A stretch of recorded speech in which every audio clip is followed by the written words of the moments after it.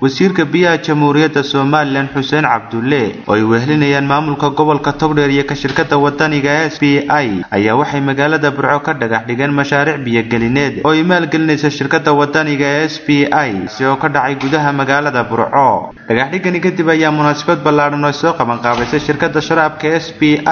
ayaa waxay ka qabsoontay hotel Ramad ee magaalada Burco. Munaasabadaasi ayaa intii ay socotay waxa ka hadlay wasiirka biyaha Soomaaliland Xuseen Cabdulle, gudoomiyaha gobolka Togdheer Maxamed Muuse Diiriye, ku-xigeenka degmada Maxamed Xasan Jaamac, maareeyaha wakaalada biyaha ee magaalada Burco, maamulaha shirkadda SPI Axmed Cismaan Geelle iyo mas'uuliyiin kale oo aad u tiro badan. waxaan ku guuleysanay magaaladaas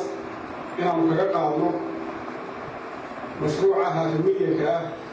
inaan anagu soo bandhigno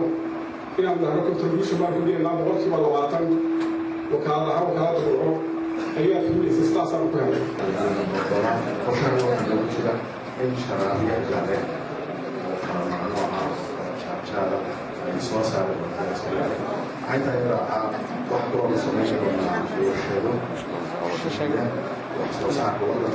تعيد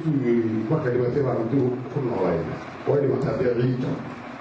inagoo nafta leedahay uma naqaano laakiin waxa ka soo baxaa ku sheegay oo roob ku dhow ay biyaha soo biyo waa noloshii meelaha biyo jirin nolol ma jirto waqti aad baanu shirkadda hawsha magaalada Burco u garatay iyada oo magaalooyin kale waaweyn oo adduunka ka mid ah Afrika ka mid ah kaloo halka lagu mahadnayaa si gaar ah hay'adan ama kambaniga SPI ee Koolaha oo mashruucan ballaaran oo mashruuc ay inoo keentay sidii Burco biyaha loogu ballaarin lahaa oo ay maanta mashruucaas 6 bilood gudihii markuu inoogu dhammaado ay meel walba ku gaari lahaayeen. Maxamed Saciid Gaxnug TV-ga madaxa bannaan ee Bulsha TV magaalada Burco.